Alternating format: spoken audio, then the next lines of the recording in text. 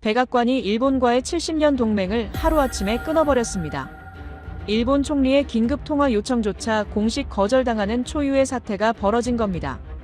일본이 우리 우방인 태국과 캄보디아 전쟁 뒤에서 미국 등에 칼을 꽂았기 때문입니다. 동맹의 탈을 쓰고 미군 기지 좌표를 적국에 팔아넘긴 일본. 이 은밀한 배신을 포착해 리 대통령의 책상 위에 올린 것은 놀랍게도 대한민국이었습니다. 결국 백악관은 최후의 결단을 내렸습니다. 일본에 주던 800조 원의 혜택을 몰수해 한국에 바치기로 한 것입니다. 과연 한국은 어떻게 이 거대한 음모를 잡아낸 것일까요? 일본의 오만을 꺾어버린 대한민국의 위대한 기술력, 그 충격적인 뒷이야기를 지금 바로 시작합니다. 시작하기 전 구독과 좋아요, 그리고 대한민국 화이팅 댓글로 한국을 응원해주세요. 미국의 진짜 적이 누군지 아십니까? 중국이 아닙니다. 러시아도 아니에요. 70년 동맹이라 불러온 나라, 일본이었습니다. 저는 로버트 헤일리, NSC 안보전략 보좌관으로 22년을 일했어요. 나토 비밀작전부터 중동 공습 루트까지 지도 위의 전쟁이라면 못 본 게 없죠. 웬만한 배신엔 코웃음 칩니다. 그런 제가 그날 새벽 숨이 멎었어요. 일본 총리의 목소리가 떨리고 있었거든요. 다카이치 총리가 말했습니다. 한국이 문제라고요. 한국이 왜 나옵니까? 그 판엔 한국이 없었는데 말이죠. 2025년 12월 24일 새벽 크리스마스 이브였지만 백악관 웨스트윙 7층의 제 집무실만큼은 고요할 틈이 없었습니다. 워싱턴엔 기록적인 폭우가 쏟아지고 있었고 굵은 빗줄기가 유리창을 때리는 소리가 밤새도록 신경을 긁어댔어요. 책상 위엔 식어버린 에스프레소 한 잔과 두툼한 서류 뭉치가 놓여 있었는데 바로 태국과 캄보디아 사이에 체결된 평화협정문이었습니다. 처음부터 이상한 협정이라는 느낌이 강하게 들었어요. 분쟁이 터진 지 열흘도 채 되지 않아서 평화협정이 나왔다는 게 말이 됩니까? 보통 국경 분쟁이라는 게 한번 터지면 최소 몇 달은 가거든요. 서로 총 쏘고 국제사회에서 비난 성명 내고 유엔에서 회의하고 그러다 지쳐서 협상 테이블에 앉는 겁니다. 그런데 열흘 만에 평화협정이라니요. 저는 문구 하나하나를 뜯어보기 시작했어요. 즉각적인 무장 해제. 이 문장에서 펜이 멈췄습니다. 이건 외교적 타결의 문장이 아니었어요. 누군가 캄보디아의 팔을 비틀어서 강제로 서명하게 만든, 그러니까 사실상 항복 문서나 다름없었던 겁니다. 캄보디아가 왜 갑자기 무릎을 꿇었을까요? 저는 CIA 보고서를 다시 펼쳐봤습니다. 캄보디아군 벙커 12개소가 단 15분 만에 완파됨. 발원지 및 타격 수단 특정 불가. 저는 이 문장을 3번이나 다시 읽었어요. 특정 불가라는 4글자가 눈에 박혔습니다. 30년 가까이 전쟁의 설계도를 그려온 사람이 바로 접니다. 어떤 미사일이 어디서 날아왔는지, 어떤 폭격기가 어느 활주로에서 이륙했는지 그 흔적을 찾아내는 게 제 전문 분야예요. 미국의 정찰 위성은 지구상 어디서든 담뱃불 하나 붙이면 30초 안에 포착합니다. 그런데 벙커 12개가 15분 만에 증발했는데 뭘로 때렸는지 모른다고요? 이건 제 자존심을 긁는 정도가 아니라 완전히 찢어발기는 수준이었습니다. 머릿속에서 여러 가지 가능성이 스쳐 지나갔어요. 미국이 몰래 개입했나? 아닙니다. 제가 모를 리가 없어요. 중국이 뒤에서 손을 썼나? 그것도 아닌 것 같았습니다. 중국이 동남아 분쟁에 직접 개입하면 얻는 것보다 잃는 게 훨씬 많거든요. 그럼 대체 누가? 저는 답을 찾지 못한 채 서류만 뒤적이고 있었습니다. 그때 전화벨이 울렸어요. 시계를 봤더니 새벽 2시 15분이었습니다. 이 시간에 울리는 직통회선은 좋은 소식일 리가 없죠. 발신자를 확인하는 순간 눈썹이 저절로 올라갔습니다. 다카이치 사나에 일본 총리였어요. 동맹 역사를 통틀어서 일본 총리가 이 시간에 직통회선으로 전화를 건 적은 단 한 번도 없었습니다. 수화기를 드는 순간 평소에 다카이치 총리가 아니라는 걸 바로 알 수 있었어요. 이 사람은 원래 언제나 절제된 목소리로 말하는 스타일입니다. 문장 하나하나를 칼로 자른 듯 정확하게 끊어서 말하는 사람이에요. 외교 무대에서 감정을 드러내는 법이 없죠. 그런데 그날 밤은 완전히 달랐습니다. 문장 끝마다 거친 호흡이 섞여 들어왔고 말이 빨라졌다가 갑자기 느려지기를 반복하더군요. 뭔가에 쫓기는 사람 특유의 말투였어요. 다카이치 총리가 말했습니다. 지뢰 제거용 장비였을 뿐입니다. 한국 측의 과잉 반응이 우려되는군요. 저는 펜을 돌리던 손을 멈추고 잠시 생각에 잠겼어요. 한국이라고요? 한국이 대체 왜 여기서 나오는 겁니까? 태국과 캄보디아 분쟁 관련 자료를 저는 수십 번도 넘게 뒤졌습니다. 작전 보고서, 위성사진, 통신 감청록, 어떤 기밀 문서를 봐도 한국이라는 단어는 단 한 번도 등장한 적이 없었어요. 그런데 일본 총리가 새벽 2시에 전화를 걸어서 갑자기 한국을 언급했습니다. 그것도 떨리는 목소리로요. 이게 무슨 상황인지 아시겠습니까? 저는 물었습니다. 총리님, 지금 무슨 말씀을 하시는 겁니까? 한국이 이건과 대체 무슨 관련이 있는 거죠? 다카이치 총리는 대답하지 않았어요. 수화기 너머로 거친 숨소리만 몇 초간 들렸고 그대로 전화가 뚝 끊겨버렸습니다. 저는 수화기를 내려놓은 채 한동안 의자에서 일어나지 못했어요. 머릿속이 복잡하게 돌아갔습니다. 일본 총리가 왜 이 시간에 전화를 했을까요? 왜 지뢰 제거 장비라는 말을 꺼냈을까요? 그리고 왜 한국이라는 단어에 그토록 예민하게 반응했을까요? 뭔가 거대한 퍼즐 조각이 빠져 있었습니다. 제가 전혀 모르는 게임이 이미 시작되어 있었던 거죠. 그날 밤은 한숨도 자지 못했습니다. 날이 밝자마자 모든 채널을 동원해서 정보를 긁어 모으기 시작했어요. 하지만 어디서도 명확한 답이 나오지 않았습니다. 그런데 크리스마스 다음 날인 12월 26일 오전, 뜻밖의 연락이 왔어요. 주미 한국 대사관에서 공식 외교 채널을 통해 자료를 전달하겠다는 통보였습니다. NSC 보좌관인 저를 지목해서요. 저는 의아했어요. 한국 대사관이 왜 갑자기 저한테 자료를 보내겠다는 걸까요? 오후 2시 한국 대사관 소속 최정국이라는 사람이 제 집무실로 찾아왔습니다. 검은 정장에 깔끔하게 빗어넘긴 머리, 예의 바르지만 눈빛만큼은 날카롭게 빛나는 사람이었어요. 최정국이 검은 파일 하나를 제 책상 위에 올려놓았습니다. 최정국이 입을 열었어요. 보좌관님, 이틀 전 일본 총리와 통화하셨다고 들었습니다. 저는 속으로 놀랐어요. 그걸 어떻게 알았을까요? 최정국이 말을 이었습니다. 다카이치 총리가 지뢰 제거 장비라고 했다면서요. 그 장비의 진짜 용도가 뭔지 궁금하지 않으십니까? 저는 아무 대답도 하지 않았습니다. 최정국이 파일을 손가락으로 톡톡 두드렸어요. 22년 동안 전쟁의 지도를 그려오셨다고 들었습니다. 하지만 이건 상상조차 못하셨을 겁니다. 저는 천천히 파일을 집어들었어요. 손끝이 묘하게 차가워지는 느낌이었습니다. 뭔가 돌이킬 수 없는 문을 열어보는 것 같은 기분이었죠. 파일을 펼쳤습니다. 첫 장 상단에 찍힌 붉은 도장이 눈에 들어왔어요. 기밀 등급 최상위, 한국국가정보원 단독 수집 자료. 저는 깊게 숨을 들이마셨습니다. 동맹이라 믿어왔던 나라의 진짜 얼굴이 이 안에 들어있을 줄은 그 순간까지도 전혀 예상하지 못했습니다. 파일 첫 장을 넘기는 순간 심장이 한 박자 멈추는 느낌이 들었습니다. 사케이 해상도의 위성사진이었어요. 캄보디아 정글 한복판, 울창한 나무들 사이로 뭔가가 보였습니다. 처음엔 뭔지 몰랐어요. 확대된 사진을 자세히 들여다보니까 사람들이었습니다. 민간인 복장을 입은 동양인 남성 6명이 장비를 설치하고 있었어요. 저는 최정국을 올려다봤습니다. 이게 뭡니까? 최정국이 담담하게 대답했어요. 일본 자위대 소속 기술고문단입니다. 민간인 옷을 입고 캄보디아에 잠입했죠. 저는 다시 사진을 들여다봤습니다. 이 사람들이 설치하고 있는 장비가 눈에 들어왔어요. 접시 모양의 안테나와 복잡한 케이블 다발, 그리고 군용 노트북으로 보이는 장치가 연결되어 있었습니다. 최정국이 설명을 이었어요. 저게 뭔지 아시겠습니까? 교전 데이터 링크 장비입니다. 저는 그 말에 미간을 찌푸렸습니다. 교전 데이터 링크라는 건 쉽게 말해서 미사일이나 포탄의 조준 정보를 실시간으로 공유하는 시스템이에요. 아군 전투기가 발견한 적의 위치를 지상군과 해군 함정에 동시에 전송해서 합동 타격을 가능하게 하는 기술이죠. 그런데 왜 일본이 캄보디아 정글에 이런 장비를 설치합니까? 최정국이 파일의 다음 장을 넘겼습니다. 주파수 분석 결과라고 적힌 문서였어요. 저는 그 문서를 읽어내려가다가 중간쯤에서 손이 멈췄습니다. 눈을 의심했어요. 다시 읽어봤습니다. 3번을 읽어봤는데도 같은 내용이었습니다. 레이더 추적 대상, 태국 국경 미군 고문단 숙소. 저는 최정국을 쳐다봤어요. 목소리가 떨렸습니다. 이게 무슨 소립니까? 일본이 설치한 레이더가 미군을 조준하고 있었다는 겁니까? 최정국이 고개를 끄덕였어요.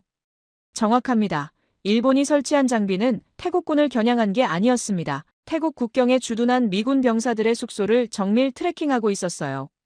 저는 의자 등받이에 몸을 기댔습니다. 머릿속이 하얘지는 느낌이었어요. 이게 말이 됩니까? 일본은 70년 동맹국입니다. 2차 세계대전이 끝난 뒤로 미국이 가장 많은 돈과 기술을 쏟아부은 나라예요. 미 해군 7함대의 모항이 요코스카에 있고 주일 미군 5만 명이 일본 땅에 주둔하고 있습니다. 그런 일본이 미군을 조준했다고요? 저는 다시 위성 사진을 들여다봤어요. 사진 속에 붉은색 격자 무늬가 오버레이 되어 있었습니다. 레이더가 추적하는 범위를 표시한 거였죠. 그 붉은 격자가 정확히 미군 숙소 건물 위를 훑고 지나가고 있었어요. 한밤중에 병사들이 잠들어 있을 그 건물을요. 등골이 서늘해졌습니다. 저는 물었습니다. 이걸 어떻게 입수한 겁니까? 최정국이 대답했어요. 한국 국가정보원은 동남아 지역에서 오래전부터 독자적인 정보망을 운영해왔습니다. 태국은 6.25 전쟁 때 한국에 파병한 혈맹이거든요.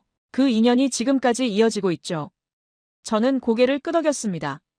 태국이 한국 전쟁에 참전했다는 건 저도 알고 있었어요. 하지만 그게 70년이 지난 지금까지 정보 협력으로 이어지고 있을 줄은 몰랐습니다. 최정국이 말을 이었어요. 열흘 전 태국 정보당국에서 긴급 연락이 왔습니다. 캄보디아 접경 지역에서 정체불명의 전파가 잡힌다고요. 분석해봤더니 일본 자위대가 사용하는 암호 체계와 일치했습니다. 저는 이를 악물었어요. 일본이 캄보디아 편에 서서 태국을 공격하려 했다는 뜻입니까? 최정국이 고개를 저었습니다. 그게 아닙니다. 일본은 캄보디아 편도 태국 편도 아니었어요. 일본은 그저 전쟁이 터지길 원했던 겁니다. 저는 그 말의 의미를 곱씹었습니다. 전쟁이 터지길 원했다고요? 최정국이 설명을 이었어요. 보좌관님 생각해 보십시오. 동남아에서 전쟁이 터지면 누가 이득을 봅니까? 저는 대답하지 못했습니다. 최정국이 말했어요. 미 해군 함정들이 동남아로 출동하겠죠. 그 함정들은 어디서 정비를 받습니까? 일본 요코스카입니다. 어디서 연료를 넣습니까? 일본입니다. 어디서 무기를 보급받습니까? 일본이에요. 저는 그제야 퍼즐 조각이 맞춰지는 느낌이 들었습니다. 최정국이 계속했어요. 전쟁이 길어지면 길어질수록 일본 방위산업체들의 주물량은 늘어납니다. 일본 조선소는 미 해군 함정 수리로 수조 원을 벌어들이죠. 일본에게 평화는 돈이 안 됩니다. 전쟁이 터져야 장사가 되는 겁니다. 저는 주먹을 불끈 쥐었어요. 목소리가 저도 모르게 높아졌습니다. 그래서 미군을 조준한 겁니까? 미군이 공격받으면 미국이 본격적으로 개입할 테니까, 전쟁이 확대될 테니까, 그래서 일본이 돈을 더 벌 수 있으니까. 최정국이 담담하게 고개를 끄덕였어요. 그게 우리가 내린 결론입니다. 저는 자리에서 벌떡 일어났습니다. 창문 쪽으로 걸어가서 워싱턴의 회색빛 하늘을 내다봤어요. 그동안 미국은 일본에 해고산을 씌워줬고 최신 무기 기술을 이전해줬고 경제적으로 성장할 수 있도록 시장을 열어줬습니다. 그런데 그 대가가 이겁니까? 미군 병사들의 목숨을 담보로 장사를 하겠다고요? 저는 돌아서서 최정국에게 물었습니다. 한국은 이걸 어떻게 막았습니까? 벙커 12개가 15분 만에 날아갔다면서요. 그게 한국 소행입니까? 최정국이 처음으로 희미하게 웃었어요. 그건 다음에 말씀드리겠습니다. 오늘은 여기까지만 알아두십시오. 일본이라는 나라가 어떤 나라인지를요. 최정국이 일어서서 문 쪽으로 향했습니다. 문고리를 잡기 전에 한번 돌아봤어요. 보좌관님, 한 가지만 더 말씀드리죠. 일본은 미국의 방패가 아닙니다. 미국을 전쟁터로 끌어들여서 자기들 배를 불리는 기생충이에요. 70년 동안 그래왔습니다. 최정국이 나가고 문이 닫혔습니다. 저는 한참 동안 그 자리에 서 있었어요. 책상 위에 놓인 파일을 다시 내려다봤습니다. 위성사진 속의 붉은 격자가 눈에 밟혔어요. 저 격자 안에서 잠들어 있던 미군 병사들은 자기들이 동맹국의 조준경에 들어가 있었다는 걸 알았을까요? 책상 서랍을 열었습니다. 안쪽 깊숙한 곳에 작은 상자가 하나 있었어요. 꺼내서 열어봤습니다. 10년 전 미일 안보협력 강화 조약을 체결했을 때 일본 정부에서 보내온 기념 훈장이었어요. 금빛으로 빛나는 벚꽃 모양의 훈장이 비단 천 위에 놓여 있었습니다. 저는 그 훈장을 한참 동안 들여다봤어요. 그리고 쓰레기통에 던져 넣었습니다. 금속이 바닥에 부딪히는 소리가 텅 빈 집무실에 울렸어요. 동맹의 무게가 고작 이 정도였구나 싶었습니다. 창밖에선 여전히 겨울비가 내리고 있었어요. 하지만 이제 그 비가 다르게 보였습니다. 마치 70년 동안 쌓아온 신뢰가 씻겨 내려가는 것 같았거든요. 다음 날 오전, 최정국에게서 다시 연락이 왔습니다. 보여드릴 게 더 있다고 했어요. 저는 솔직히 망설였습니다. 어제 본 것만으로도 충분히 충격이었거든요. 하지만 캄보디아 벙커가 어떻게 15분 만에 증발했는지 그 답을 모른 채로 넘어갈 수는 없었어요. 결국 오후에 다시 만나기로 했습니다. 최정국이 이번엔 노트북 한 대를 들고 왔어요. 제 집무실 책상 위에 노트북을 올려놓더니 USB 하나를 꽂았습니다. 화면에 영상 파일 목록이 떴어요. 최정국이 말했습니다. 전장 블랙박스 영상입니다. 태국 공군이 촬영한 거예요. 한국 정부가 공식 경로로 입수했습니다. 저는 의자를 당겨 앉았어요. 최정국이 재생 버튼을 눌렀습니다. 화면에 캄보디아 정글이 펼쳐졌어요. 새벽녘의 어스름한 빛 아래 울창한 나무들이 보였습니다. 영상 하단에 시간 코드가 찍혀 있었어요. 현지 시각 4시 32분이었습니다. 카메라가 서서히 줌인하더니 콘크리트 구조물 하나가 화면에 잡혔어요. 캄보디아군 벙커였습니다. 지상으로 드러난 부분은 작았지만 지하로 상당히 깊게 파고 들어간 구조라는 게 한눈에 보였죠. 그런데 이상한 일이 벌어졌습니다. 아무 소리도 없었어요. 미사일이 날아오는 휘파람 소리도, 폭격기 엔진 소리도 아무것도 들리지 않았습니다. 그냥 고요했어요. 그러다가 갑자기 벙커가 무너져 내렸습니다. 폭발음이 아니었어요. 마치 건물이 안쪽으로 빨려 들어가듯이 주저앉았습니다. 저는 눈을 의심했어요. 화면이 전환됐습니다. 두 번째 벙커가 보였어요. 똑같았습니다. 아무 소리 없이, 아무 예고 없이 그냥 붕괴했어요. 세 번째, 네 번째, 다섯 번째. 영상은 계속 이어졌습니다. 벙커들이 도미노처럼 순차적으로 무너져 내렸어요. 12개의 벙커가 전부 사라지는 데 걸린 시간은 정확히 14분 37초였습니다.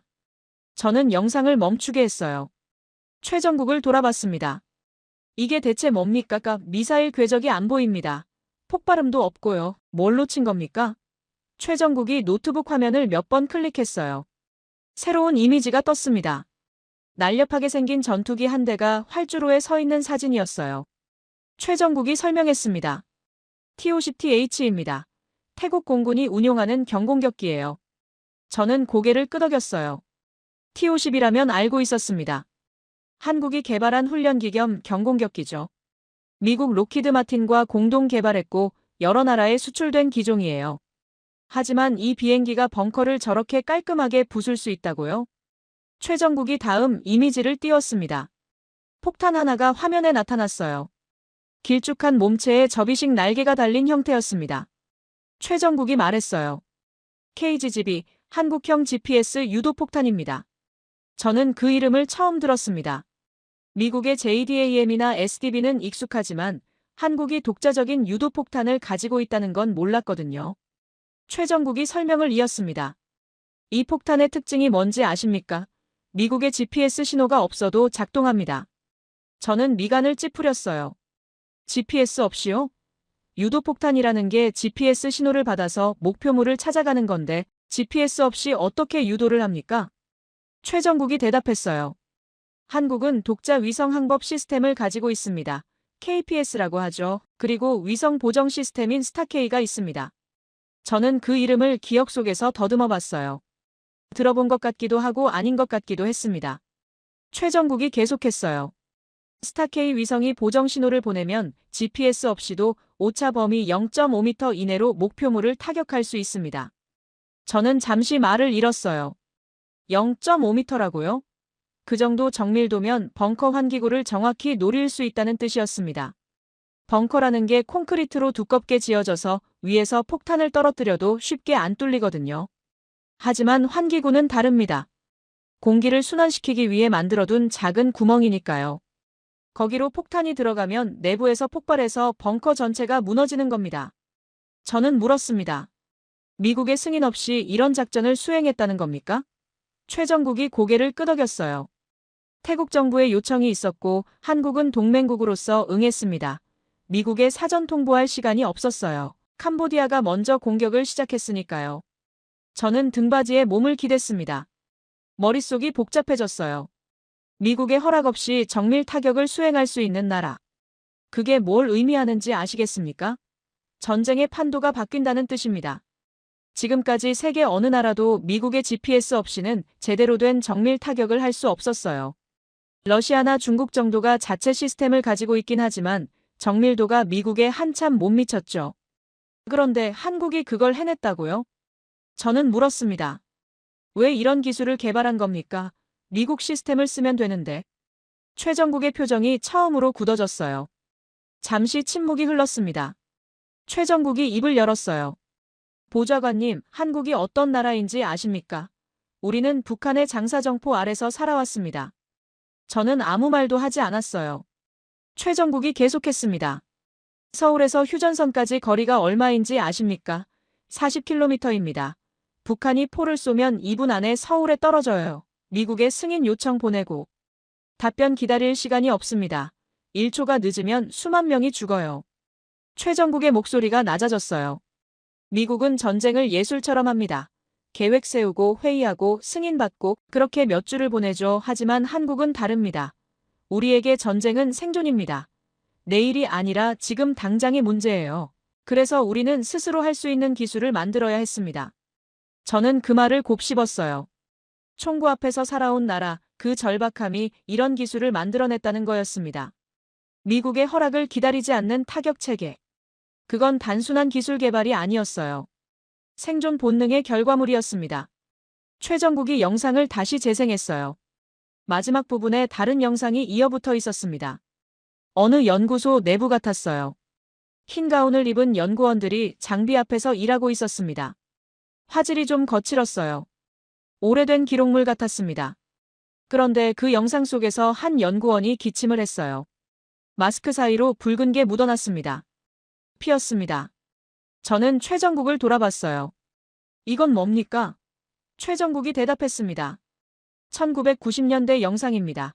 한국이 처음 정밀 유도 기술을 개발할 때 찍힌 거예요. 당시 연구원들 상당수가 방사선 피폭과 화학물질 노출로 건강을 잃었습니다.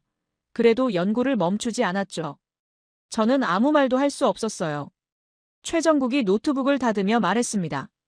보좌관님, 한국은 기술을 판 게 아닙니다.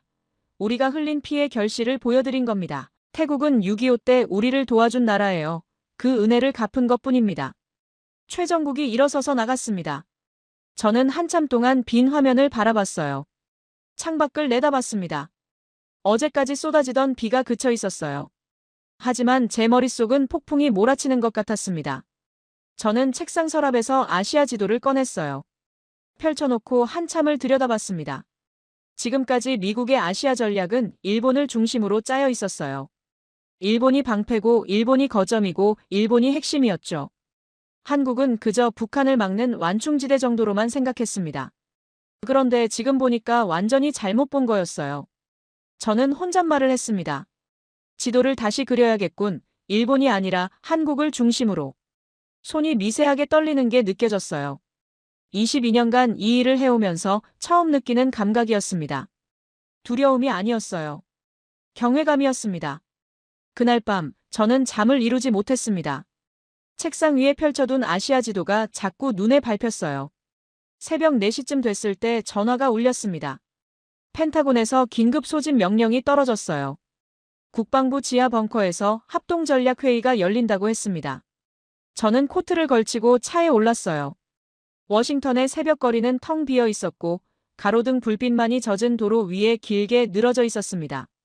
펜타곤 지하 3층 전략 상황실에 도착하니 이미 여러 사람이 모여 있었어요. 합참의장, 태평양 사령부 부사령관, 국방정보국 국장까지. 하나같이 굳은 표정들이었습니다. 그 중에서 가장 눈에 띄는 사람이 있었어요.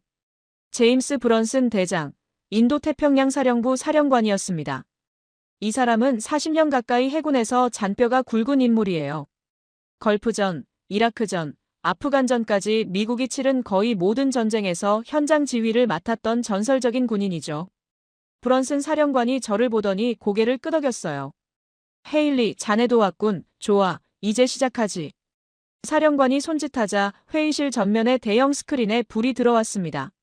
화면에 뜬 건 시뮬레이션 프로그램이었어요. 미 국방부가 운용하는 워게임 시스템, 그러니까 가상전쟁 시뮬레이션 프로그램이었습니다. 브런슨 사령관이 말했어요.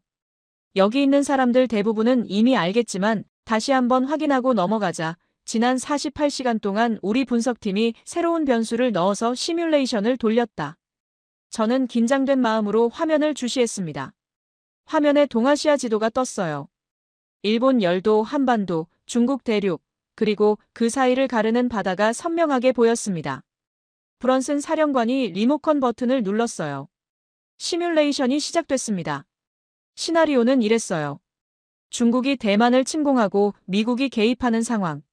지금까지 수백 번은 돌려봤던 시나리오였죠. 그런데 이번엔 뭔가 달랐습니다. 화면 속에서 미 해군 항모전단이 일본 요코스카 기지에서 출항했어요. 7함대의 주력 함정들이 대만 해협을 향해 이동하기 시작했습니다. 그때 중국 측에서 붉은 점들이 쏟아져 나왔어요. 둥펑 미사일이었습니다. 항모킬러라고 불리는 대함 탄도미사일이죠. 그 붉은 점들이 미 함대를 향해 빗발치듯 날아갔습니다. 저는 숨을 죽이고 지켜봤어요. 미 함대의 이지스 시스템이 요격을 시도했습니다. 하지만 미사일 숫자가 너무 많았어요. 화면 속에서 미 항모가 피격됐습니다. 불이 붙었어요. 그리고 침몰했습니다. 호위함들도 하나둘 격침당했어요. 시뮬레이션 시작 15분 만에 미 7함대 주력이 전멸했습니다. 회의실이 싸늘하게 얼어붙었어요. 브런슨 사령관이 화면을 멈추고 돌아섰습니다. 사령관의 목소리가 낮게 깔렸어요. 이게 현실이다. 일본을 방패로 삼아서 중국과 싸우면 우리는 진다. 15분이면 끝이야. 아무도 입을 열지 못했습니다. 저는 손을 들었어요. 사령관님, 이 시뮬레이션에서 한국 변수는 어떻게 설정되어 있습니까? 브런슨 사령관이 저를 쳐다봤어요. 눈빛이 날카로웠습니다. 한국은 북한 견제에 묶여 있는 것으로 설정했다. 왜 그걸 묻나? 저는 대답했습니다. 그 설정이 틀렸기 때문입니다. 회의실 안의 시선이 일제히 저한테 쏠렸어요. 저는 자리에서 일어났습니다. 브런슨 사령관에게 다가가서 말했어요. 한국 변수를 바꿔서 다시 돌려보시죠. 한국이 중국 본토를 직접 타격할 수 있다는 조건으로요. 브런슨 사령관의 눈썹이 올라갔어요. 한국이 중국 본토를? 무슨 근거로 그런 말을 하나? 저는 어제 최정국에게 받은 자료를 떠올렸습니다. 그리고 내가 직접 조사한 정보들을 머릿속에서 정리했어요. 사령관님, 한국의 현무미사일 체계를 알고 계십니까? 브런슨 사령관이 고개를 끄덕였어요. 알고 있다. 북한 전역을 커버하는 탄도미사일이지. 저는 고개를 저었습니다. 그게 다가 아닙니다. 제가 설명을 시작했어요. 현무4 미사일의 사거리는 800km입니다. 하지만 현무5는 3000km를 날아갑니다. 서울에서 베이징까지 거리가 얼마인지 아십니까? 950km입니다. 상하이까지는 870km고요. 현무5 한 발이면 중국 수도와 경제 중심지를 전부 타격권에 넣을 수 있습니다. 회의실이 술렁거렸어요. 브런슨 사령관의 표정이 변했습니다. 제가 계속했어요. 그리고 한국은 SLBM도 보유하고 있습니다. 잠수함 발사 탄도미사일이요. 도산 안창호급 잠수함에서 수중 발사가 가능합니다. 중국이 한반도를 선제 타격해도 잠수함은 살아남아요. 그리고 바다 어딘가에서 중국 본토를 때릴 수 있습니다. 브런슨 사령관이 화면 앞으로 걸어갔어요. 지도를 한참 동안 들여다봤습니다. 그러더니 손으로 화면을 터치해서 지도를 회전시켰어요. 일본 중심이 아니라 한반도 중심으로요. 지도가 180도 돌아갔습니다. 그제야 보였어요. 한반도의 위치가 완전히 다르게 다가왔습니다. 브런슨 사령관이 낮은 목소리로 말했어요. 이럴 수가. 우리는 70년 동안 장님이었군. 저는 그 말에 고개를 끄덕였습니다. 한국은 방패가 아니었습니다. 적의 심장부를 직접 겨눌 수 있는 장전된 권총이에요. 그런데 그 권총이 적의 입안에 박혀 있었던 겁니다. 화면 위에 한국의 미사일 사거리를 표시했어요. 붉은 원이 한반도를 중심으로 퍼져나갔습니다. 베이징이 들어왔어요. 상하이가 들어왔습니다. 난징, 우한, 광저우까지. 중국의 주요 도시 대부분이 그 원 안에 포함됐어요. 그리고 동쪽으로는 블라디보스토크, 서쪽으로는 일본 열도 전체가 들어왔습니다. 브런슨 사령관이 뒤를 돌아봤어요. 회의실에 있는 모든 사람을 천천히 둘러본 뒤 입을 열었습니다. 우리는 한국을 북한 견제용 완충지대로만 생각해왔다. 일본에 기지를 두고 일본의 함대를 배치하고 일본 중심으로 전략을 짰다. 그런데 그게 완전히 틀렸어. 사령관이 화면을 손으로 가리켰어요. 일본은 중국 본토에서 2000km나 떨어져 있다. 도쿄에서 베이징까지 2100km야 하지만 서울에서 베이징은 950km다. 절반도 안 되는 거리지. 우리가 일본을 전진기지로 삼은 건 지정학적으로 바보 같은 선택이었어. 브런슨 사령관이 저를 쳐다봤어요. 헤일리, 자네 말이 맞았다. 시뮬레이션을 다시 돌려보자. 한국 변수를 제대로 넣어서. 분석관들이 바쁘게 키보드를 두드리기 시작했습니다. 몇 분 뒤 새로운 시뮬레이션이 화면에 떴어요. 이번에는 달랐습니다. 중국이 대만을 침공하는 순간 한국에서 미사일이 발사됐어요. 현무 미사일들이 중국 해안의 군사시설을 타격했습니다. 동시에 한국 공군의 KF-21 전투기들이 출격했어요. 중국 함대가 대만 해협에 도달하기도 전에 보급선이 끊겼습니다.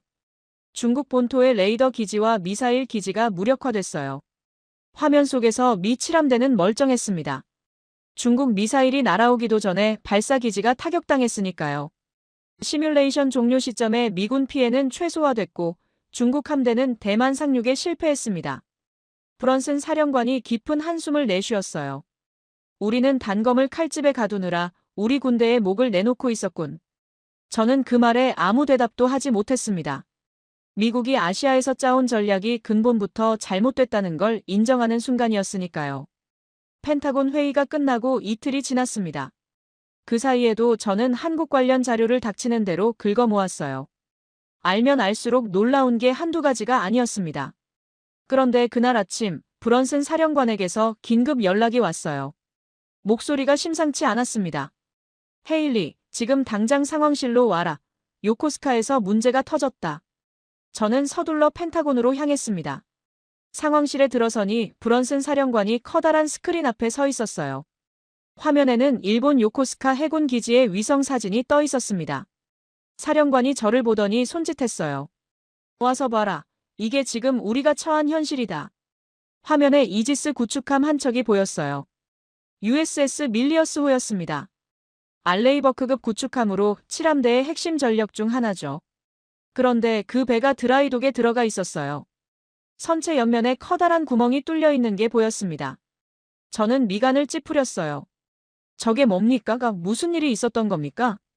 브런슨 사령관이 설명했습니다. 열흘 전 남중국해에서 중국 어선과 충돌했다. 표면적으로는 사고였지만 우리 정보에 따르면 의도적인 충돌이었어. 중국이 밀리어스호를 일부러 들이받은 거지. 저는 고개를 끄덕였어요. 중국이 최근 들어 회색지대 전술을 적극적으로 쓰고 있다는 건 알고 있었습니다. 민간 어선이나 해경 선박을 앞세워서 미 해군을 도발하는 전략이죠. 브런슨 사령관이 화면을 전환했어요.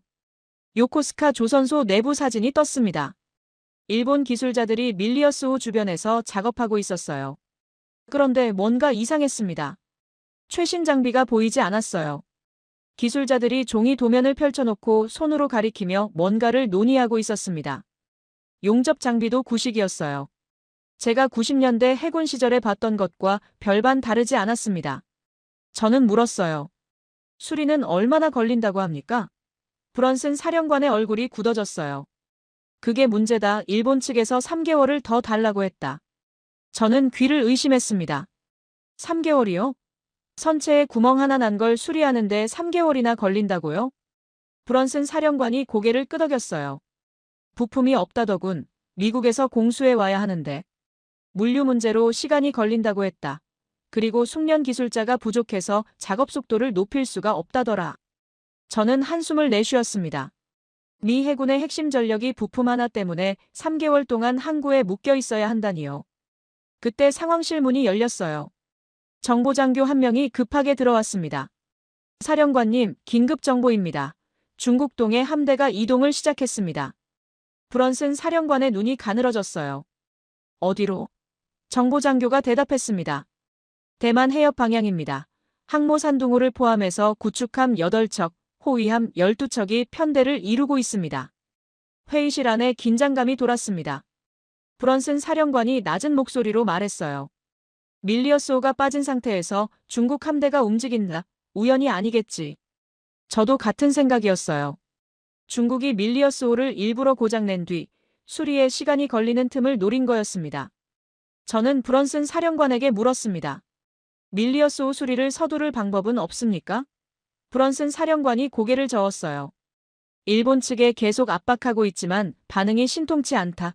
기술자가 없다. 부품이 없다. 매번 같은 핑계야. 저는 창밖을 바라봤습니다. 뭔가 다른 방법이 필요했어요. 그때 머릿속에 최정국의 얼굴이 떠올랐습니다. 저는 브런슨 사령관에게 말했어요. 사령관님, 한국 대사관에 연락해 보시죠. 브런슨 사령관이 의아한 표정을 지었어요. 한국이 이 상황에서 뭘 어떻게 할 수 있나? 저는 대답했습니다.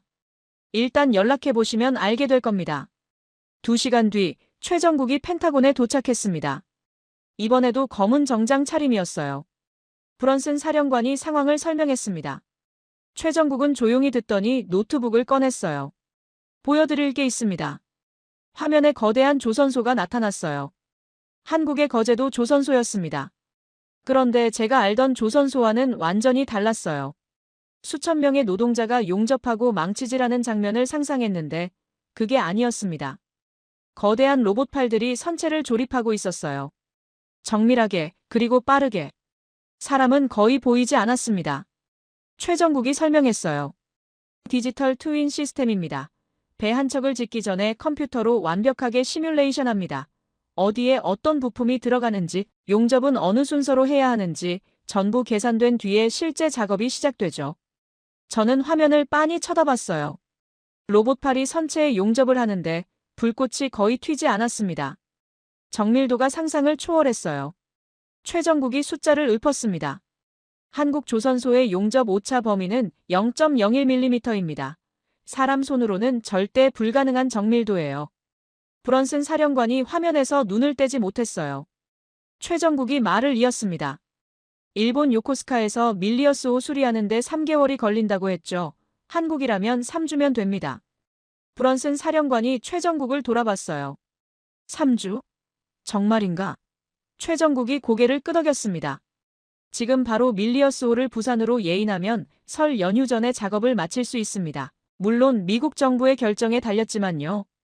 저는 최정국에게 물었습니다. 어떻게 그렇게 빠른 겁니까? 일본도 조선 강국 아닙니까? 최정국의 표정이 담담하게 변했어요. 일본이 조선 강국이었던 건 30년 전 이야기입니다. 지금은 다릅니다. 최정국이 화면을 전환했어요. 그래프가 떴습니다. 일본 조선소 기술자 평균 연령 58세, 한국 조선소 기술자 평균 연령 42세. 저는 그 숫자를 보고 이해가 됐어요. 최정국이 설명을 이었습니다. 일본의 장인 정신이라는 게 있죠. 한 사람이 평생 한 가지 기술만 갈고 닦는 거요. 하지만 그 장인들이 이제 늙었습니다. 은퇴하면 기술이 사라져요. 젊은 기술자가 없으니까요. 화면이 다시 바뀌었어요. 일본 요코스카 조선소의 작업 장면이었습니다. 백발이 성성한 노인 기술자가 종이 도면을 펼쳐놓고 돋보기로 들여다보고 있었어요. 옆에서 젊은 직원 한 명이 뭔가를 물어보는데 노인이 고개를 저으며 손가락으로 가리키고 있었습니다. 아날로그 그 자체였죠. 최정국이 말했어요. 일본이 망치질할 때 한국은 분자 단위로 배를 조립합니다. 일본이 종이 도면 들여다볼 때 한국은 AI가 3D 모델링을 실시간으로 수정하죠. 이게 지금 현실입니다. 브런슨 사령관의 표정이 묘하게 변했어요. 씁쓸함과 깨달음이 섞인 얼굴이었습니다. 최정국이 마지막으로 한 가지 숫자를 더 제시했어요. 일본 요코스카 조선소에서 이지스함 한 척 수리하는데 평균 1년이 걸립니다. 한국 거제 조선소에서는 같은 기간에 이지스함 3척을 새로 만들 수 있어요. 브런슨 사령관이 낮은 목소리로 중얼거렸습니다. 믿기 어렵군. 저는 최정국에게 물었어요. 한국은 언제부터 이렇게 된 겁니까? 최정국이 대답했습니다. 우리는 선택의 여지가 없었습니다. 북한의 위협 앞에서 느긋하게 장인 정신을 발휘할 시간이 없었어요. 빠르게 많이 만들지 못하면 우리가 죽으니까요. 그래서 자동화에 투자했고 디지털 기술을 도입했습니다. 생존을 위해서요. 브런슨 사령관이 한참 동안 아무 말이 없었어요. 그러다가 저를 돌아봤습니다. 헤일리, 자네 생각은 어떤가? 저는 대답했어요. 밀리어스호를 부산으로 보내야 합니다. 중국이 기다려주지 않을 겁니다. 브런슨 사령관이 고개를 끄덕였어요. 그리고 전화기를 들었습니다. 국방장관에게 직접 보고하려는 것 같았어요. 저는 창밖을 내다봤습니다. 일본은 미국의 방패가 아니었어요. 녹슨 거울이었습니다. 겉으로는 번쩍번쩍 빛나는 것 같았지만 실제로는 아무것도 비추지 못하는 거울이었던 거죠. 최정국이 노트북을 정리하며 말했어요. 보좌관님, 한 가지만 더 말씀드리죠. 한국은 미국의 의뢰가 있으면 언제든 도울 준비가 되어 있습니다. 하지만 우리도 원하는 게 있어요. 대등한 파트너로서 대우받고 싶습니다. 더 이상 북한 견제용 완충지대가 아니라요. 저는 그 말을 가슴에 새겼습니다. 대등한 파트너. 그게 한국이 원하는 거였어요. 그리고 그럴 자격이 충분하다는 걸 저는 이제 알고 있었습니다. 밀리어스호가 부산으로 향한다는 결정이 내려진 건 그로부터 48시간 뒤였습니다. 국방장관이 직접 승인했어요. 일본 측에는 사전 통보만 했습니다. 요코스카에서 난리가 났다는 얘기가 들려왔지만 저는 신경 쓰지 않았어요. 중국 함대가 대만 해협으로 접근하고 있는 상황에서 3개월을 기다릴 수는 없었으니까요. 그런데 그날 오후 예상치 못한 일이 벌어졌습니다. 주미 한국 대사관에서 공식 외교 문서가 도착했어요. 봉투를 열어보니 두꺼운 서류 뭉치가 들어있었습니다. 표지에 적힌 제목을 보고 저는 눈을 의심했어요. 한미방위산업협력 확대 제안서, 총 사업 규모 800조 원. 800조 원이라고요? 저는 서류를 넘기기 시작했습니다. 내용은 방대했어요. 한국조선소에서 미 해군 함정 정비 및 건조를 담당하겠다는 제안, 한국형 무기체계를 미군에 공급하겠다는 제안, 미사일 방어망 공동 개발 제안까지. 한마디로 한미동맹을 군사기술동맹으로 격상시키겠다는 내용이었죠. 저는 감탄하면서 서류를 읽어내려갔습니다. 그런데 마지막 부분에서 손이 멈췄어요. 부속 조항이라고 적힌 별도의 문서가 끼워져 있었습니다. 저는 그 문서를 펼쳐봤어요. 첫 번째 줄을 읽는 순간 심장이 쿵 내려앉았습니다. 미국산 핵연료의 한국 내 재처리 허용. SMR 기술의 한국 내 독자 정비권 부여. 저는 서류를 내려놓고 한참 동안 천장을 바라봤어요. 이건 완전히 다른 차원의 요구였습니다. 핵연료 재처리가 뭔지 설명해드려야 할 것 같군요. 원자력 발전소에서 연료로 쓴 우라늄은 다 타고 나면 폐연료가 됩니다. 그런데 이 폐연료 안에는 아직 쓸 수 있는 물질이 남아있어요. 플루토늄이죠. 재처리라는 건 이 폐연료에서 플루토늄을 뽑아내는 기술입니다. 문제는 이 플루토늄이 핵무기의 원료가 될 수 있다는 거예요. 그래서 미국은 동맹국들에게도 재처리 기술을 허용하지 않았습니다. 일본에게도 한국에게도요. 그런데 한국이 이걸 요구했습니다. 저는 화가 치밀어 올랐어요. 이건 선을 넘는 거라고 생각했습니다. 서류를 들고 브런슨 사령관에게 달려갔어요. 사령관실 문을 열고 들어가서 서류를 책상 위에 탁 내려놓았습니다. 사령관님, 이거 보셨습니까? 브런슨 사령관이 서류를 집어들었어요. 천천히 읽어내려가더니 미간을 찌푸렸습니다. 핵연료 재처리라, 한국이 대담해졌군. 저는 목소리를 높였어요. 대담한 정도가 아닙니다. 이건 사실상 핵무장의 문을 열어달라는 겁니다. 우리가 이걸 허용하면 전 세계 비확산 체제가 무너져요. 브런슨 사령관이 고개를 끄덕였습니다. 자네 말이 맞아. 하지만 일단 한국 측 설명을 들어보자. 최정국을 불러. 1시간 뒤 최정국이 도착했습니다. 저는 대뜸 따졌어요. 최정국, 이게 무슨 겁니까? 핵연료 재처리를 허용해달라니요. 이건 우리도 동맹국에게 허용한 적이 없는 기술입니다. 최정국은 담담한 표정으로 의자에 앉았어요. 그리고 천천히 입을 열었습니다. 보좌관님, 한 가지 여쭤봐도 될까요? 미국이 핵연료 재처리를 금지하는 이유가 뭡니까? 저는 대답했어요. 당연하지 않습니까? 플루토늄으로 핵무기를 만들 수 있으니까요. 확산을 막기 위해서입니다. 최정국이 고개를 끄덕였어요. 맞습니다. 그런데 한국이 핵무기를 만들 거라고 생각하십니까? 저는 말문이 막혔어요. 최정국이 말을 이었습니다. 한국은 NPT 비확산 조약을 철저히 준수해 왔습니다. 북한의 핵 위협 앞에서도 핵무장을 하지 않았어요. 그게 70년입니다. 우리가 원하는 건 핵무기가 아닙니다. 브런슨 사령관이 물었어요. 그럼 뭘 원하는 건가? 최정국이 노트북을 꺼냈습니다. 화면에 잠수함 한 척이 떴어요. 길쭉한 몸체의 유선형으로 설계된 최신형 잠수함이었습니다. 최정국이 설명했어요. 도산 안창호급 잠수함입니다. 한국이 독자 개발한 3,000톤급 재래식 잠수함이죠. 저는 그 잠수함을 알고 있었어요. 한국이 자랑하는 최신의 잠수함이었죠. 하지만 재래식이라는 게 한계였습니다. 최정국이 말했어요. 재래식 잠수함의 문제가 뭔지 아십니까? 연료입니다. 디젤 엔진을 쓰기 때문에 주기적으로 수면 위로 올라와서 공기를 빨아들여야 해요. 그 순간 적에게 노출됩니다. 최정국이 화면을 전환했어요. 그래프가 떴습니다. 재래식 잠수함 수중작전 가능시간 약 2주, 핵추진 잠수함 수중작전 가능시간 6개월 이상. 저는 그 숫자를 봤어요. 최정국이 계속했습니다. 일본 잠수함은 매달 항구에 들어와서 연료를 채워야 합니다. 그 패턴이 중국에 다 노출되어 있어요. 중국은 일본 잠수함이 언제 어디서 부상하는지 알고 있습니다. 필요하면 그 타이밍에 격침시킬 수 있죠. 브런슨 사령관의 표정이 굳어졌어요. 최정국이 말을 이었습니다. 사령관님, 6개월 동안 물 밖으로 안 나오는 잠수함 함대를 갖고 싶습니까? 아니면 일본처럼 매달 기름 채우러 항구에 들르다 격침당하는 함대를 원하십니까? 저는 반박했어요. 그렇다고 핵추진 기술을 넘겨줄 수는 없습니다. 이건 미국의 핵심 군사기밀입니다. 최정국이 저를 똑바로 쳐다봤어요. 보좌관님, 한 가지 보여드릴 게 있습니다. 최정국이 화면을 다시 전환했습니다. 작은 원통형 장치가 나타났어요. 크기가 대략 세탁기 정도 되어 보였습니다. 최정국이 말했어요. SMR입니다. 소형 모듈 원자로예요. 한국이 독자 개발한 시제품입니다. 저는 그 장치를 빤히 쳐다봤어요. 저게 원자로라고요? 최정국이 설명했습니다.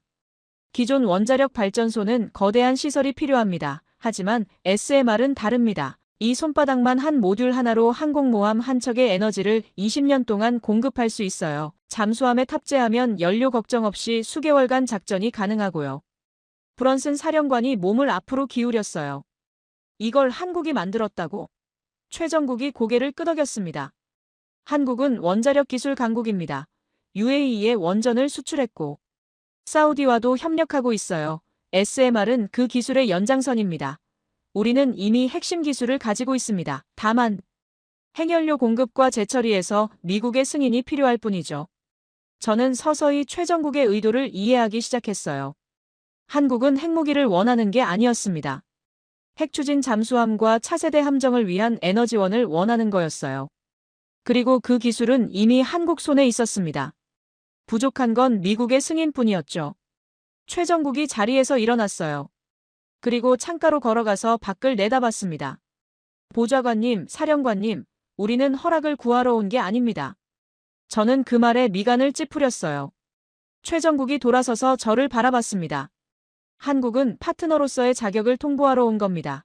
지금까지 한국은 미국이 시키는 대로 했습니다. 핵 재처리하지 마라, 알겠습니다. 미사일 사거리 늘리지 마라, 알겠습니다. 핵잠수함 만들지 마라, 알겠습니다. 70년 동안 그랬어요. 최정국의 목소리가 낮아졌어요. 하지만 이제 상황이 바뀌었습니다. 중국은 하루가 다르게 강해지고 있고 북한은 핵을 손에 쥐었어요. 일본은 보셨다시피 녹슬었습니다. 이 상황에서 미국은 아시아를 혼자 지킬 수 없어요. 우리가 필요한 겁니다. 브런슨 사령관이 한참 동안 아무 말이 없었어요. 그러다가 천천히 입을 열었습니다. 자네 말이 틀리지는 않아. 하지만 이건 내 선에서 결정할 문제가 아니야. 백악관까지 가야 해. 최정국이 고개를 끄덕였어요. 알고 있습니다. 그래서 이 제안서를 공식 경로로 보낸 겁니다. 미국 정부의 결단을 기다리겠습니다. 최정국이 문 쪽으로 향했어요. 문고리를 잡기 전에 한번 돌아봤습니다. 한 가지만 더 말씀드리죠. 한국이 미국 편에 서면 중국은 동아시아에서 숨을 쉴 수 없습니다. 하지만 한국이 중립을 선언하면 미국은 태평양에서 밀려나요. 선택은 미국에게 있습니다. 최정국이 나가고 문이 닫혔습니다. 저는 브런슨 사령관을 바라봤어요. 사령관의 얼굴에 복잡한 감정이 스쳐 지나갔습니다. 사령관이 중얼거렸어요. 저 친구 말이 맞아. 우리에게 선택지가 없어. 저는 창밖을 내다봤습니다. 워싱턴의 겨울 하늘이 어둑어둑해지고 있었어요. 한국이라는 나라가 이렇게 대담하게 나올 줄은 몰랐습니다. 하지만 부정할 수 없었어요. 그들은 자격을 갖췄고 그 자격을 증명할 기술을 손에 쥐고 있었습니다. 이제 공은 미국 쪽으로 넘어왔어요. 우리가 어떤 답을 내놓느냐에 따라 아시아의 판도가 바뀔 터였습니다. 다음 날 아침, 저는 오전 일찍 백악관에 출근해서 한국의 800조 원 제안서를 최종 검토하고 있었어요. 오후 3시에 대통령 집무실에서 브리핑이 예정되어 있었거든요. 그런데 오전 10시쯤 비서가 급하게 들어왔습니다. 보좌관님, 문제가 생겼습니다. 비서가 건네준 건 그날 아침에 발행된 워싱턴 포스트 일면이었어요. 제목을 보는 순간 눈앞이 캄캄해졌습니다. 한국 방위산업에 숨겨진 진실, 미 국방부 내부 보고서 유출. 저는 서둘러 기사를 읽어내려갔어요. 기사 내용은 충격적이었습니다. 한국산 무기의 품질 문제를 지적하는 내용이었어요. 한국이 폴란드에 수출한 K2 전차에서 결함이 발견됐다. 한국 조선소에서 건조한 함정에 구조적 문제가 있다. 한국의 방위산업은 가격만 싸고 품질은 미국이나 유럽에 한참 못 미친다. 이런 내용들이 국방부 내부 문서를 인용해서 줄줄이 나열되어 있었어요. 저는 이게 말이 안 된다고 생각했습니다. 어제까지 직접 확인한 자료들과 완전히 다른 내용이었거든요. 그런데 기사에는 국방부 고위 관계자의 익명 인터뷰까지 실려 있었어요.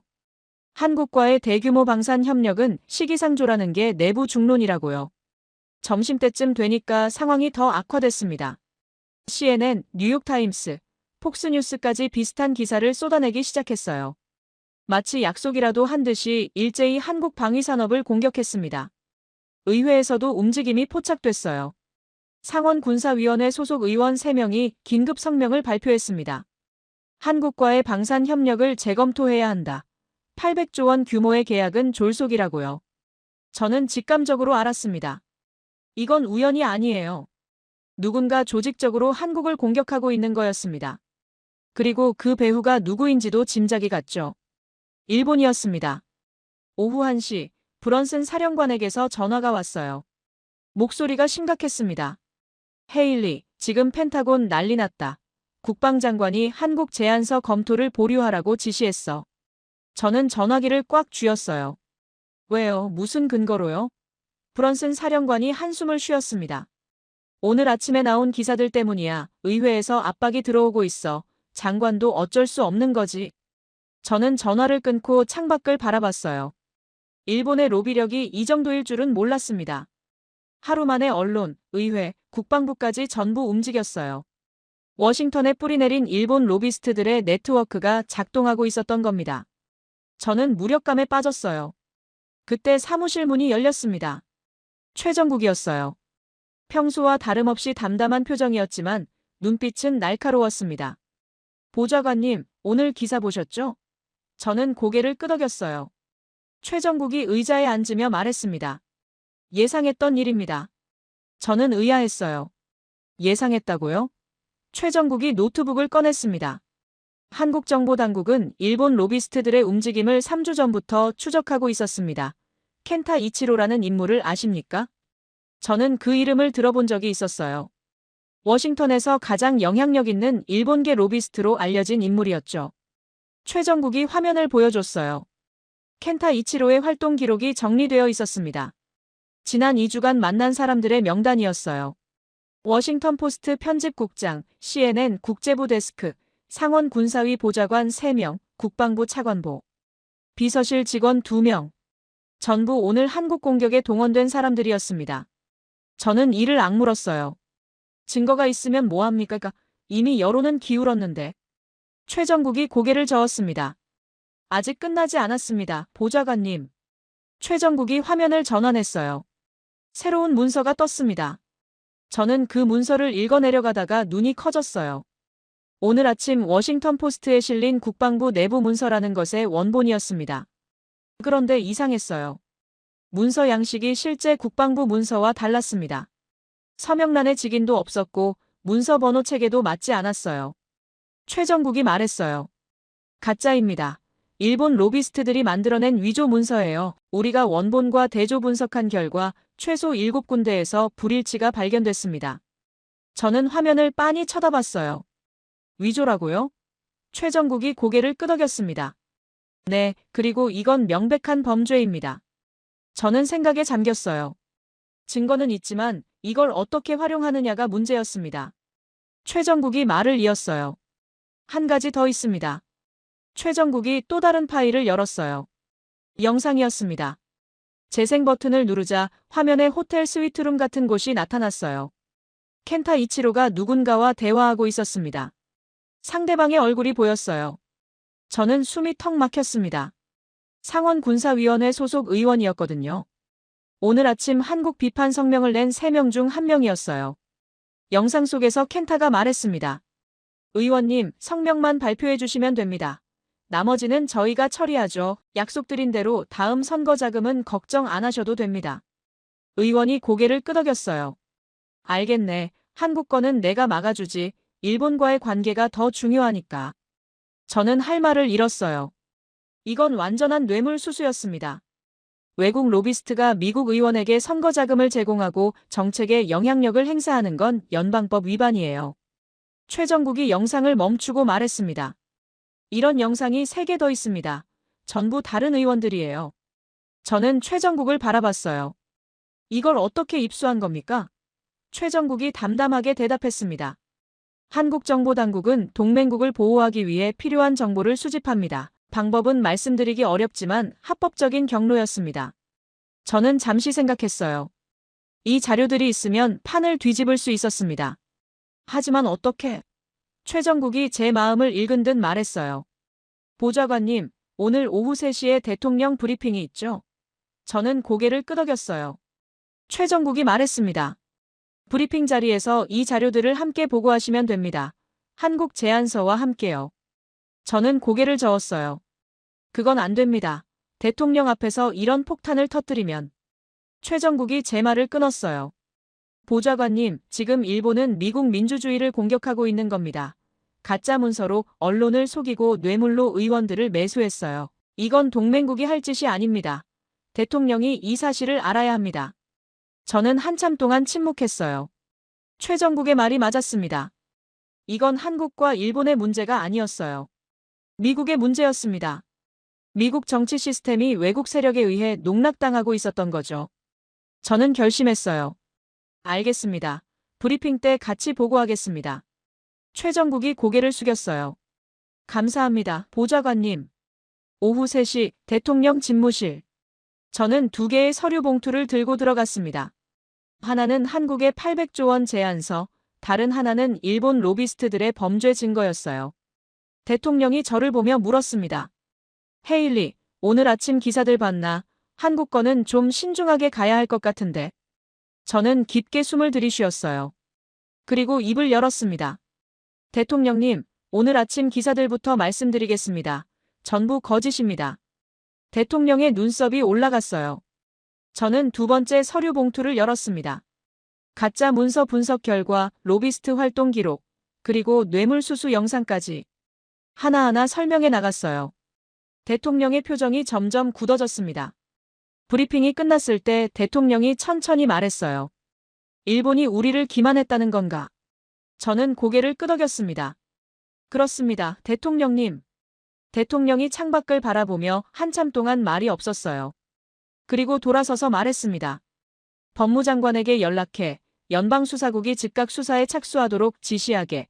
그리고 한국 제안서 검토를 재개해. 트럼프 대통령의 명령이 떨어지자 연방수사국의 수사는 전광석화처럼 진행됐어요. 켄타 이치로를 비롯한 일본계 로비스트 7명이 체포됐고 뇌물을 받은 상원의원 3명이 사임을 발표했습니다. 워싱턴 포스트는 가짜 문서를 보도한 것에 대해 일면 사과문을 실었어요. 편집국장도 자리에서 물러났죠. 일본 정부는 처음엔 발뺌을 했습니다. 민간 로비스트의 개인 일탈이라고 했어요. 하지만 연방수사국이 압수한 자료에서 일본 외무성과의 연락 기록이 발견되면서 상황이 완전히 뒤집혔습니다. 일본 정부가 조직적으로 미국 정치에 개입했다는 증거가 나온 거예요. 미국 전역이 발칵 뒤집혔습니다. 다음 날 백악관에서 긴급 기자회견이 열렸습니다. 저는 이스트룸 구석에 서서 그 역사적인 순간을 지켜봤어요. 대통령이 연단에 올랐습니다. 표정이 단호했어요. 카메라 플래시가 쉴 새 없이 터졌습니다. 대통령이 입을 열었어요. 지난주 연방수사국의 수사 결과가 나왔습니다. 일본 정부와 연계된 로비스트들이 미국 의회를 매수하고 가짜 문서로 언론을 기만했다는 사실이 확인됐습니다. 기자들 사이에서 술렁임이 일었어요. 대통령이 말을 이었습니다. 미국은 70년 동안 일본을 신뢰해왔습니다. 우리는 일본의 안보 우산을 제공했고 경제 성장을 도왔습니다. 그런데 일본은 그 신뢰를 배신했습니다. 아주 비겁하고 추악한 방식으로요. 저는 숨을 죽이고 대통령의 다음 말을 기다렸어요. 대통령의 목소리가 더 낮아졌습니다. 더 심각한 문제가 있습니다. 지난달 동남아에서 벌어진 사건입니다. 일본 자위대 소속 인원들이 캄보디아에 잠입해서 미군 주둔지를 조준하는 장비를 설치했습니다. 이 사실은 한국 정보당국이 먼저 탐지해서 우리에게 알려줬습니다. 기자들이 웅성거리기 시작했어요. 대통령이 손을 들어 조용히 시켰습니다. 일본은 동맹이 아니었습니다. 미국을 이용해서 자기들 배를 불리는 나라였습니다. 전쟁이 터지면 돈을 버는 나라, 미군이 피를 흘리면 이득을 보는 나라였어요. 이제 우리는 그 사실을 알았습니다. 대통령이 잠시 말을 멈추고 숨을 고르더니 다시 입을 열었어요. 오늘부로 미일 방위 조약의 핵심 조항들을 재검토합니다. 주일 미군 규모도 단계적으로 축소할 예정입니다. 요코스카에 있는 7함대 사령부와 함정, 정비시설은 한국의 부산과 거제로 이전됩니다. 저는 귀를 의심했어요. 7함대 사령부를 한국으로 옮긴다고요? 이건 아시아 전략의 근본을 바꾸는 결정이었습니다. 기자들도 충격을 받은 듯 잠시 정적이 흘렀어요. 대통령이 계속했습니다. 그리고 오늘 한미 양국은 역사상 가장 큰 규모의 방위산업 협력 협정에 서명했습니다. 총 규모 800조 원입니다. 한국은 앞으로 미 해군 함정의 건조와 정비를 담당하게 됩니다. 우리의 미사일 방어 체계도 한국과 공동으로 개발합니다. 대통령이 카메라를 똑바로 바라봤어요. 한국은 70년 전 우리가 피로 지켜낸 나라입니다. 그리고 오늘 그 나라가 우리를 지켜줬습니다. 일본의 공작을 막아내고 미국 민주주의를 보호한 건 한국이었습니다. 진정한 동맹이 누구인지 이제 분명해졌습니다.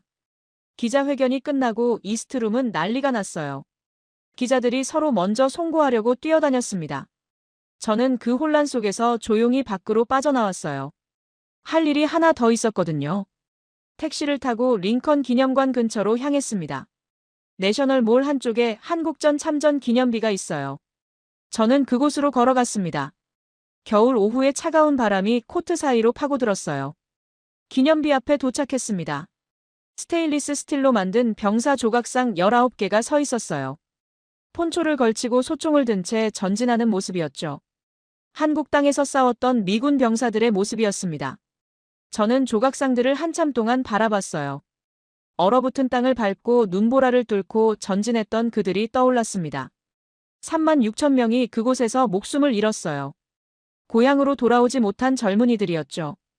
그들은 한 번도 가본 적 없는 나라, 이름도 들어본 적 없는 나라를 위해 싸우다 죽었습니다. 기념비 바닥에 새겨진 문구가 눈에 들어왔어요. 자유는 공짜가 아니다. 저는 그 문장을 소리내어 읽었습니다. 그들이 흘린 피의 대가로 한국은 자유를 얻었어요. 그리고 그 자유를 지키기 위해 한국은 그 긴 세월 동안 이를 악물고 살아왔습니다. 북한의 총구 앞에서 강대국들의 틈바구니에서 한순간도 긴장을 늦추지 않고 버텨왔죠. 그런데 오늘 그 나라가 미국을 지켜줬습니다. 저는 그 사실이 가슴 깊이 와닿았어요. 70년 전에 미국이 뿌린 씨앗이 이렇게 열매를 맺었구나 싶었습니다.